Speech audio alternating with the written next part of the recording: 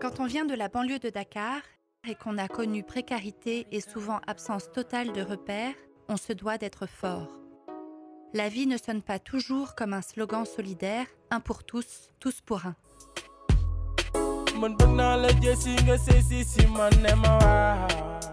Dans ces milieux, chacun tire le diable par la queue et fait face à ses démons ou à ses anges. Dès la naissance, le premier combat est celui de survivre. Ensuite, de serrer les poings afin de nourrir ses rêves pour devenir quelqu'un. On a beau être incrédule, on a beau être un gaka, avec tous les superlatifs qui vont avec, on se doit d'être fort et blindé. Baba Ndiaye a donc bien choisi son nom d'artiste.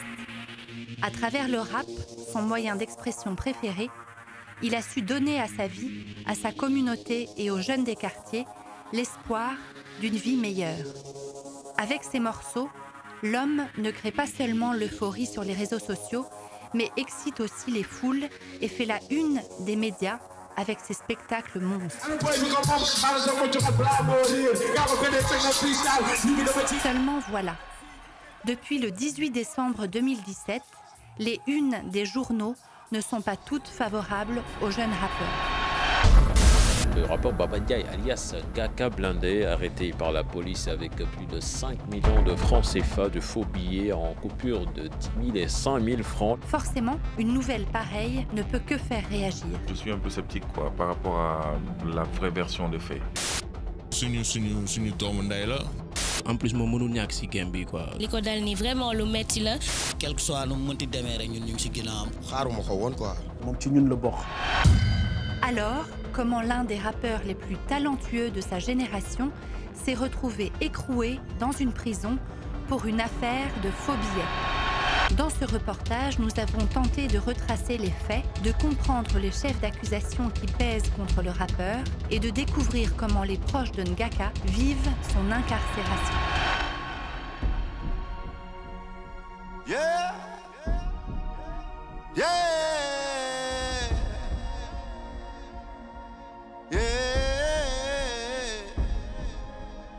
C'est au nord de la région de Dakar que commence notre reportage, précisément à Guédiawaye, fief de plusieurs artistes. Cette banlieue dakaroise qui lorgne la nouvelle arène nationale a vu grandir et défiler plusieurs figures sénégalaises comme Tony Silva ou encore Balla Gaye 2. Guédiawaye regorge de nombreux secrets et garde les souvenirs du parcours du jeune Gaka Blindé. C'est donc pour nous la destination idéale pour se faire une idée claire. Pour nous renseigner sur ce qui s'est passé ce 18 décembre dernier où tout a commencé, quelques proches du rappeur qui ont vécu de près les faits ont accepté de les retracer pour nous. Cité Mixta li fa yóbbuwoon mooy dafa jëloon appartement 3 chambres salon foofu parce que ñi waroon tourner clip bi yëpp dafa leen regroupé woon foofu ci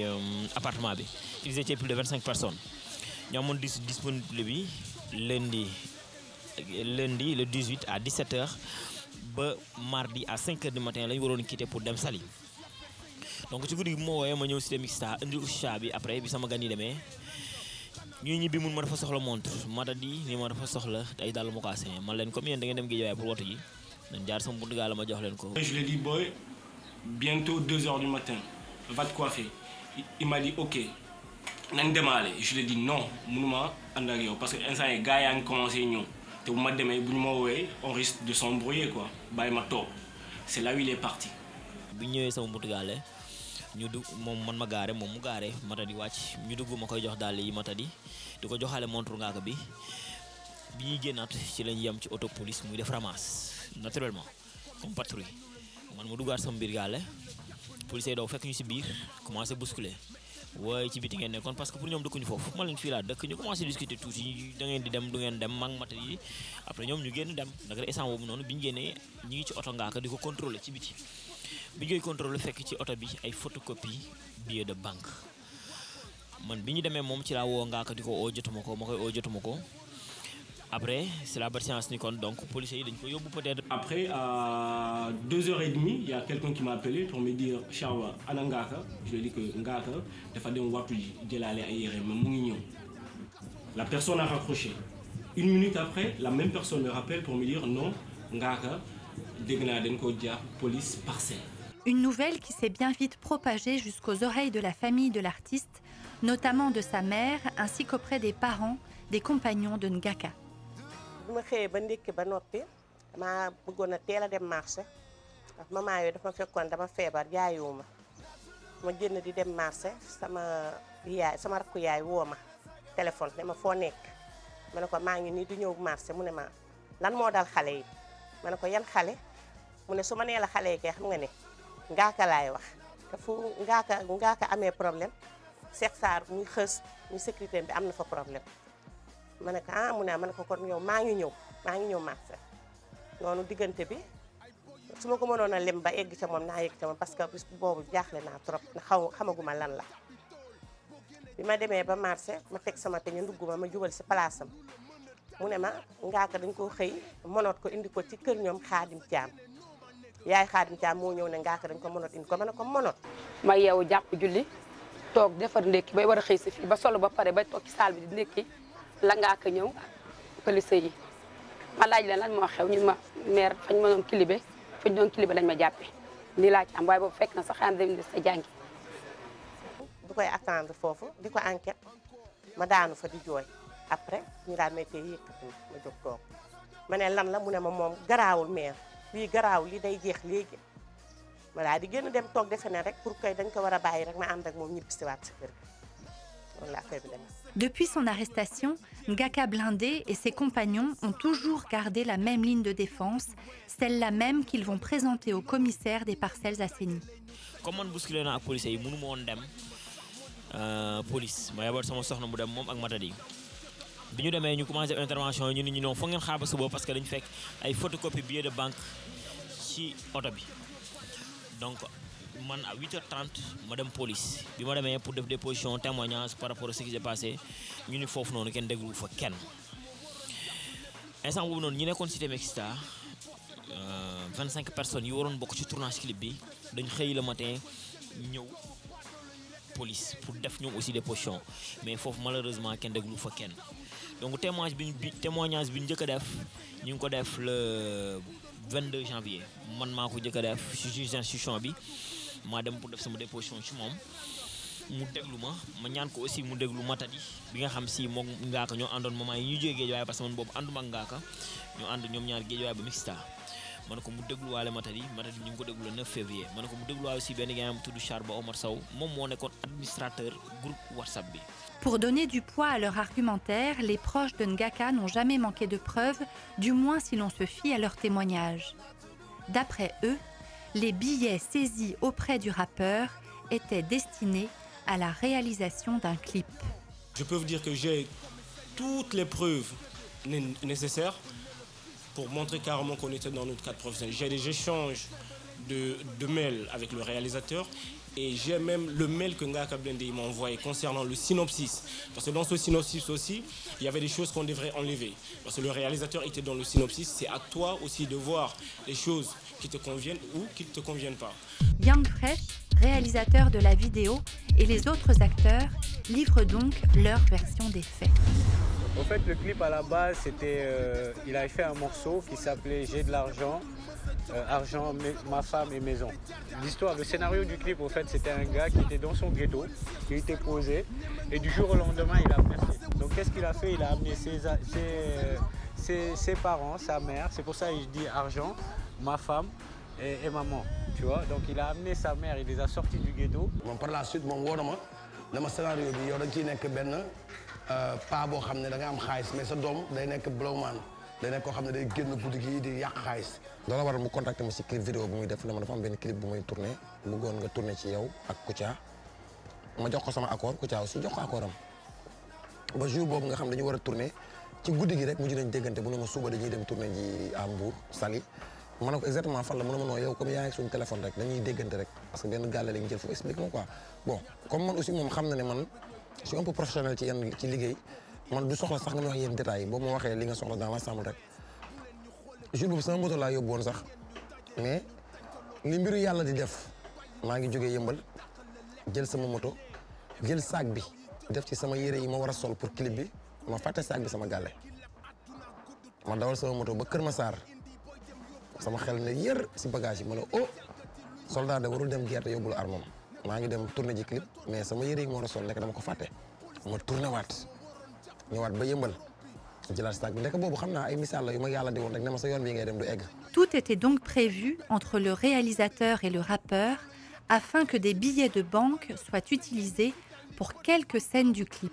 Donc ils arrivent dans une maison, ils savent pas que, par exemple, je te donne une action du scénario. À la base, c'était Saner qui devait jouer ça. Genre, par exemple, les moutons qu'ils attachent sur un arbre, sur un cocotier à côté de la piscine. Par exemple, la mère, elle va prendre les habits, elle va les laver dans la piscine. Tu vois, c'était un truc vraiment comique, tu vois. C'était pas genre, c'était vraiment un truc comique à la base, le scénario du clip. Après s'être expliqué au commissariat des Parcelles Assainies sur ces faits, le rappeur va être pourtant déféré à Rebeuss, puis être mis sous mandat de dépôt. C'est donc là qu'intervient Maître Dieng, l'avocat du rappeur. Biñ ko toppee mooy xaalis buñ ko jiiñ ne da ko doon defar bu koy defar la mu ca jublu woon moom tourné clip la ndax du doon xaalis bu toll noonu waaye jàpp nañu ne bi muy dem di ko tiire dañoo ñëw ci benn taxi bi mu doon ànd ak ay xaritam di dem alkaati yi arrêté leen ñu daal di gis loolu ne ko yow xanaa da ngay defar xaalis ci lañ ko jàppee andil ko coow lii lépp. Maître Dieng tire quand même un enseignement important de cette situation. booy tourner clip wala loolu mën nga dem fi ngay tourner clip nga dem ci ressort mairie bi nga déclarer ko. bu fekkee ne yu mel nii la nga dem demander autorisation police ne leen lii la ñu bëgg def lii lañ ci jublu danañ defar par exemple tant de billets buñ ci paree dañ koy taal wala dañ leen koy andil fii buñ ko defaree sax bala ñuy tourner clip bi ne leen lii la ñu bëgg defar lii lañ ci jublu suñu paree ngeen andiwaat yooyu ay matukaay la maanaam ñu topp li loi bi wax ak it bon ngeen baal ma saa bu du fóot boppam mais ku nekk xam nga avocat wala xam nga magistrat wala ñiy laajtente parce que loi dafa sew mën nga dem di dem ak ci sa yéene waxuñu sax ne da ngay def lu bon mais bu fekkee ne yow yaa ngi def lu nga xam ne bii laajtewu la woon mën nga teg sa tànk fu nga xam ne dafay ñagas après daal. seen booy dañu espèce nañu pousse dama soxla espace ñi xuus dañu bëgg kuñ clash waaye man daal duma seen maas ñi fi gën a siiw ma leen may bës ñi des moom dañ ma classe first waaye bal piw fu mu del cee sama noon mooy sama gang kër dandu leen mali tandu ngeen ngali ñime leen Paris tuxu leen kali xetu ne mali dëggal seen feri comme ñoom maare. L'arrestation et l'incarcération du rappeur n'ont pas manqué de faire réagir les membres de sa famille adoptive, oui, celle-là même qui lui a donné un acte de naissance par son talent et ses magnifiques prestations. Ngaaka Blindé c'est un jeune entrepreneur laa lay wax sax parce que il a su développer ay boy am na ay boy yu bëri yoo xamante ne bi nii si ginnaawam lañ nekk. Ils ont déjà commencé, nous avons déjà commencé à wax ci pour que ñu taxaw ci dossier bi donc di gën a wax rek di ko gën a ñaanal également pour li mu nekk nii mu gaaw ci génn après ñëwaat ci musique bi yeggalee li mu doon def aussi. donc yàlla moom moo ko teg nattu joomul kenn donc dañ koy ñaanal rek mu gaaw génn foofu looloo waroon ñu koy soutenir parce que mënuñu ñëw di teg show boo xamante ne nii suñu naataango am na si ay tolof yu mu nekk ñu koy bàyyi gannaaw duñ ko faale donc looloo taxoon ñu def benn pancarte def fii Ngaaka Blindé di ko soutenir. Des mots qui n'ont pas manqué de réconforter Ngaaka depuis sa cellule. D'ailleurs, d'autres rappeurs ont souhaité faire parler leur génie créateur. Boy bu ndaw may leen ko jàmm mu ñibbi si ñaan njekk dem ba sukk si ndax booy bi palaasam du nugg sin yow moo ngi bëgg yàgg nañ ko jugé ñun de ñoo ngi toog di ñaan nga baal ko yow gis nañ ñu def lu na wàññi te justice bi waxu si naada yow bëri na ñu ne si jël bi di bërëng te defuñu naada. ci sama wàllum liggéey am na ay son yu gars yi génne ñu koy xam nga teg gars yi ñu mën ci sensibiliser par rapport ak son yi. À défaut des critiques et du silence de certains rappeurs, on retiendra ces gestes qui témoignent tout de même de l'attention des rappeurs à leur homologue. Ngaaka a plus que jamais besoin du soutien de toute la communauté du hip-hop galsen pour vivre les dernières étapes de la procédure judiciaire. dañ koy saytu biir ak biti clip bi liñ ci jublu woon defar xaalis man mii di wax ak yow man la sa benn xarit ñëw jox ma film bi ci clé USB ak schéma bi synopsis bi yëpp man naa ko teg ci loxo juge bi lépp a ngi ci biir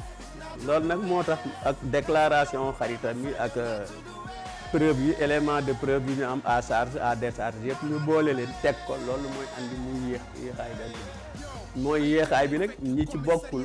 nga xam ne xamuñu monde si di seet ñooy jàpp ne dafa yéex mais xam nga bu fekkee ne da nga war a recevoir yooyu yëpp xool ko saytu ko analyser ko jox ko procureur mu seet ko ça peut prendre du temps waaw mais ñu bañ ci désespérer bés bu ñu oowoon ëllëg man mii di wax ak yow maa la fay jëkk li ko destroy dina toog tëdd taxaw brand maa ngi nam xalaat ba yooy. Une étape de trop peut-être pour les familles des proches qui vivent le martyre depuis cette nuit du 18 décembre et souhaitent seulement une issue favorable. soxla nañu Ngaaka Blindé parce que Ngaaka Blindé c'est quelqu'un boo xam ne tey jii entreprise la am na ñu bëri ñoo xam ne tey jii ñu ngi wekk ci moom te bien vrai que nag saa yu ñu ko gisee nag dañuy wax ni lii nattu la te ndogal la tamit da koy nangu te chaque jour boo ñëwee sourire aux lèvres ngay gis en tout cas daal la jeunesse sénégalaise on réclame Ngaaka Blindé parce que Ngaaka Blindé genre soxla nañ ko. président Macky Sall moom moo ne émergence te booy yi dañoo taxawal ay groupe yoo xam ne booy yaa ngi dund ci ay concert u Ngaaka di jaay ay billets di defar ay t-shirt di liggéeyloo di produire ay jeunes nga freiné émergence boobu ba pare mu nekk un doomu banlieue nga xam ne banlieue liggéey fa dafa metti ñu freiné émergence am kon dama ne président Macky Sall moo war a njëkk moom ci boppam moo war a njëkk demander pour ñu relâcher booy bàyyi ko mu dem parce que c'est pas un abouti des faits mosu ko def. ku leerul woon sa bopp tamit defe naa léegi war na leer sa bopp parce que ñu bëri bi ñu koy njëkk a dégg dañ ne wax affaire faux billet je pense que terme boobu moo fort parce que boo ko waxee Sénégal rek xam nga sama benn am na benn paa boo xam ne dama koy faral di wax bu waxee mu ne sénégalais bañoon ko sàcc mais ku sàcc te mayoo ko lay bañ da koy faral di wax maanaam loolu li muy bëgg a tekki mooy maanaam buñ déggee diw sàcc na xaalis rek képp koo xam ne lekkoo ci xaalis bi wala yow gisoo xaalis bi wala déggoo ko rek yow ki ko sàcc da nga koy mere déjà. jéggul rek daal la ñuy def jéggul te xam ne li erreur la waaye du defuñu ko pour dara jéggul rek sant yàlla bu wér nag sant yàlla bu wér ndax jaam lu ko teg luñ ko teg rek na sant Sëriñ Touba mi ñu ko tuddee jaaroon na foofu maa ngi koy dénk yàlla yonent ba Sëriñ Touba Mbacke di ñaan ci kattanu yàlla nañ dund problème yi yëpp jeex toog la ñuy ñaan. may ñaan njëkk rek ñu bàyyi ma sama doom mu dellusi si jàmm fekk si jàmm ndax man sama doom mooy sama lépp mooy sama soutien de famille mooy sama lépp dama doon jaay daf may tere jaay mi fi ma dëkk damay fay luyaas moo may fayal luyaas xale yi ma yor ñaari rakkam dañuy jàng da leen a dugal privé école privée mu leen di fayal chaque weer maanaam daal si gàtt si ginnaaw yàlla moo yor sama lépp ni ngeen ma fekkee nii lu ma mën rek moom moo tax. L'affaire étant encore en instruction, plusieurs personnalités n'ont pas souhaité se prononcer sur le cas Ngaaka. Les accusations qui pèsent sur lui sont-elles fondées? Une liberté provisoire n'aurait-elle pas été bénéfique pour éviter un coup d'arrêt total à la carrière de l'artiste? Mais la question qui reste suspendue à toutes les lèvres est comment Ngaaka Blindé arrivera-t-il à se relever de cette histoire rocambolesque? Fils grawul muñ ko day jeex na nga nekk góor yàlla dëgg suba day neex nga daal wutal 80 avocat ñu xam ne fi du sa dëkkuwaay wax ko meer ak payi pour waa koñ ba yëg ko waay lu waral nguur gi ñëw ba ci yow taxaw ci